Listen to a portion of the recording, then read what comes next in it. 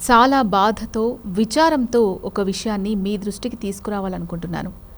Tibet, Nepal సరిహద్దు మధ్య ఒక భయంకరమైన ఆకస్మిక వరద సంభవించింది. భారత వార్తా నివేదికల ప్రకారం నేపాల్ వైపు సుమారు 484 మంది గల్లంతయ్యారు. ఇంకా ఇటువైపు గురించి ఎటువంటి అధికారిక సమాచారం లేదు. ఈ ఉదయం నేను స్వయంగా అక్కడికి వెళ్దామని బయలుదేరాను. కానీ అన్ని ఫోన్లు ఆగిపోయాయి, టెలికమ్యూనికేషన్స్ అన్నీ నిలిచిపోయాయి, రోడ్లు మూసుకుపోయాయి. అక్కడికి వెళ్ళలేకపోతున్నాం. మన గ్రూపుల్లో ఒకటైన S3 గ్రూప్ వాళ్ళని మనం సాగాలో కలిసాం. అలాగే మనం ట్రెక్కింగ్కి పైకి వెళ్తున్నప్పుడు వాళ్ళు కిందకు వస్తూ కూడా కలిశారు.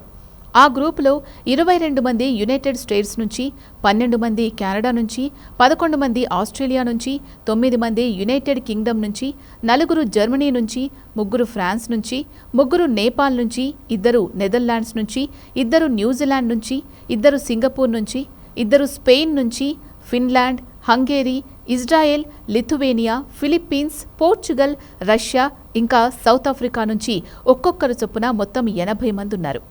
ఇందులో 34 మంది పురుషులు, 46 మంది స్త్రీలు ఉన్నారు. వీరితో పాటు దగ్గర్లోని హోటళ్లలో బస చేస్తున్న 3 వాలంటీర్లు, ఒక డాక్టర్ కూడా ఉన్నారు.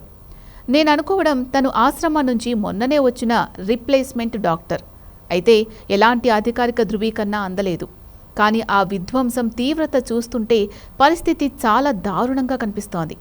సరిగ్గా వారం క్రితం ఇమిగ్రేషన్ కోసం మనం ఉన్న అదే భవనం, ఆ భవనం మొత్తం కొట్టుకుపోయింది. ఆ పట్టణంలో కొంత భాగం కూడా కొట్టుకుపోయింది. మిగతా వాళ్ల సంఖ్య ఇంకా తెలియదు. అన్ని రకాల కమ్యూనికేషన్స్ ఆగిపోవడంతో ఏ దారి లేకుండా పోయింది. ఈ విషయం జరిగిన గంటలోపే ఈ దేశాలకు సంబంధించి ఇండియాలోనూ నేపాల్లోనూ ఉన్న అన్ని రాయబార కార్యాలయాలకు సమాచారం అందించాం. ఈ విషయంలో చురుగ్గా ఉన్నాం. కానీ నిజంగా పెద్దగా ఏమీ మిగల్లేదు. ఉదయం 9:05 గ్రూప్ లీడర్ అయిన ఈశాంగా ప్రవీణ్ నుంచి మాకొక మెసేజ్ వచ్చింది. తాము ఇమిగ్రేషన్ దగ్గరకు చేరుకున్నామని అతను మెసేజ్ పంపాడు.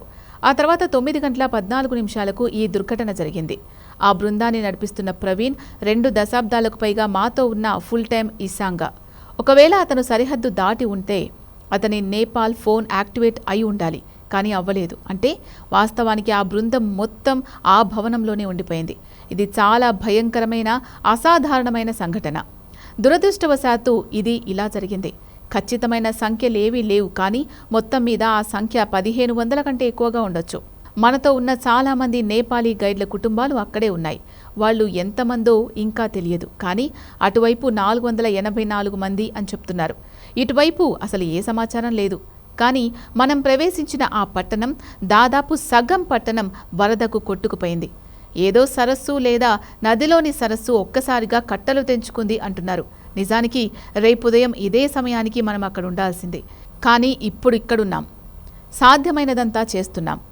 నేను, మరికొంతమంది బృందం అక్కడికి వెళ్ళి ఏమైనా చేయగలమేమో చూడ్డానికి ఇండియాలోని భారత, చైనా రాయబార కార్యాలయాల ద్వారా, ఇంకా అమెరికన్ ఎంబసీ ద్వారా అనుమతి కోరుతున్నాం.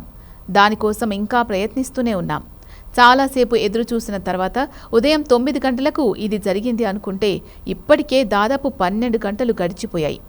అందుకే సుమారు అరగంట క్రితమే అన్ని కుటుంబాలకు సందేశాలు పంపాం.